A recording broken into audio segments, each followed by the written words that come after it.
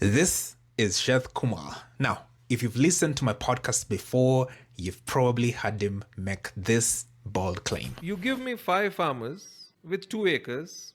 In 2 years, I'll make them millionaires. What did I say? 5 farmers or 50 farmers. They have 2 acres. They are supposed to be farmers. In 2 years, they will be millionaires. Well, it's a statement that sounds almost unbelievable. So, one of you offered him family garden and challenged him to transform it in less than 3 months. And I sort of decided to document the journey. Hello everybody, this is Kumar again from Food for Soil Africa, and today we are on a site for a family who wants to farm their own kitchen garden vegetables, though they have got a very big kitchen garden. This is how the place currently looks like. So, the farm owner had one simple request. He wanted him to successfully grow quality food for him and his family. Then there was this compost area. For Kumar, this was perhaps the biggest red flag because, in his view, the future of the farm is determined by the life in its soil. So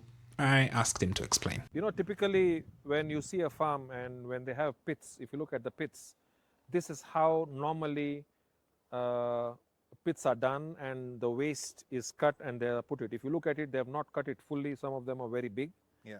Now the composting time for this, even right now, this is 3 months old and it is not composted. So generally it takes 6 months, 7 months, 8 months. But we shall show a way where this can be composted in this pit in 2 months, and if it is outside the pit, it can be composted within 1 month. The way these bins are treated, it is treated as if, you know, it is a place Kutu Pagasya. But what if I tell you that this is your gold mine, you know? So this is what we are teaching the farmers and showing the farmers how to turn something which is your pit for Gasia into a gold mine.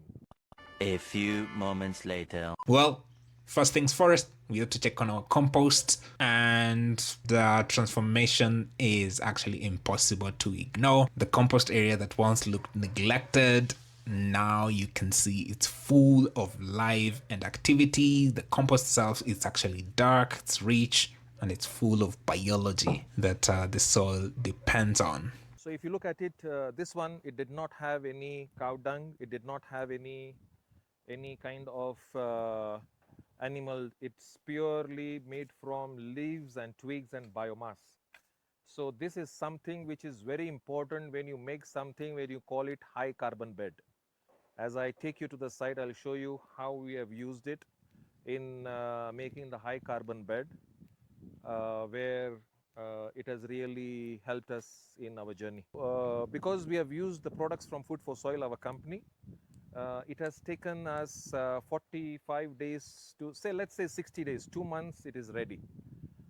What you need to do is we just show them how you drench some of it, and every 15 days just put a little bit of liquid and some water, and you just keep it covered. As you can see, it was always covered, not too much of water and not too much of sunlight. See, what people think is this is just the procedure, you take it from here and you take it, okay? After this, what we do is we balance it with certain other nutrients into it. Oh, okay. So let me give you an example.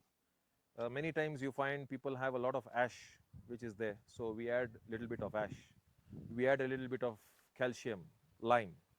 You can also add a little bit of charcoal dust. We also add a little bit of sawdust in the starting if it is available. So what you add in this is all makes it into a very proper, fully balanced thing for the soil. Follow the organic guy for more.